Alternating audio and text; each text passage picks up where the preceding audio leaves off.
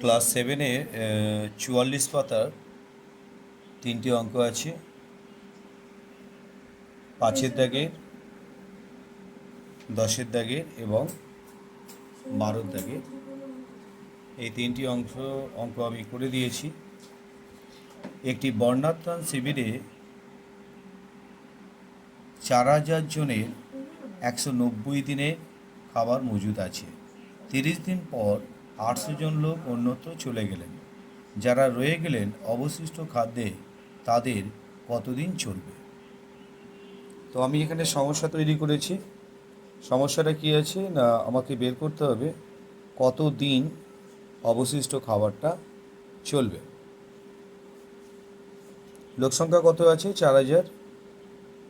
খাবার ছিল 190 দিনের, তারা 30 দিন খেয়েছে, তাহলে অবশিষ্ট খাবার আছে কত?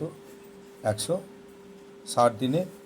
আর যেহেতু 800 লোক অন্যত্র চলে গিয়েছে, তাহলে 4000 থেকে 800 বাদ গেলে হয় 3200। এই 3200 জন লোকের যে পরিমাণ খাবারটা আছে সেই খাবারটা কতদিন চলবে। এখানে দেখো, লক্ষ্য করো যে জনসংখ্যা কমেছে, তাই যে পরিমাণে খাবার থাকবে তা বেশি দিন চলবে। সুতরাং এটি ব্যস্ত সম্পর্ক। তো ভগ্নাংশটা কী হবে? যেমন আছে তেমন থাকবে। 4000 বাই 3200। তো সময় কত হবে? 160 গুণিতক এই ভগ্নাংশটা এখানে বসিয়ে দাও, দিয়ে কাটাকুটি করো, 0 0 কেটে গেল, 16 দুগুণে 32 আর 200 দুগুণে 400, তাহলে এটা হলো 200 উত্তর হলো। তাহলে 200 দিন চলবে। 10-এরটা আছে, দেখো, জল জমে বরফের আয়তন বাড়ে। আমরা প্রত্যেকেই জানি যে 10% বেড়েছে।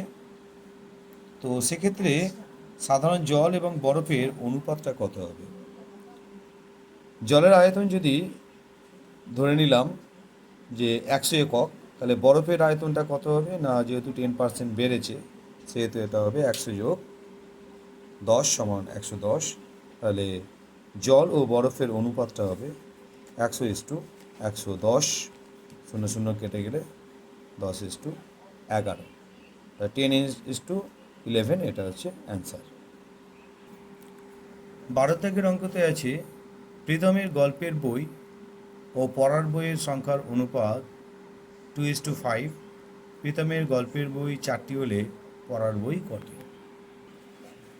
প্রীতমের গল্পের বই পড়ার বই 2:5। আমরা এটাকে ভগ্নাংশ করে নিয়েছি। গল্পের বই ডিভাইডেড পড়ার বই ইজুকাল টু 2:5। যেহেতু গল্পের বইয়ের সংখ্যা 4টি দেয়া আছে, সেহেতু গল্পের বইয়ের জায়গায় আমি 4 লিখলাম। এরপরে বর্জ্যগুণন হবে। বর্জ্যগুণন করলাম 2-এর সঙ্গে গল্পের বই, আবার যেহেতু এখানে গুণ আছে এটা চলে গেল ভাগ, কাটাকুটি করলাম, 2 দুগুণে 4, 5 দুগুণে 10। তাহলে পড়ার বই কটি? 10টি। এই 3টি অঙ্ক ক্লাস 7-এর আগস্ট মাসে যে পরীক্ষা আছে সেই পরীক্ষার জন্য তোমরা এগুলো প্র্যাকটিস করবে। আশা করি কাজে লাগবে।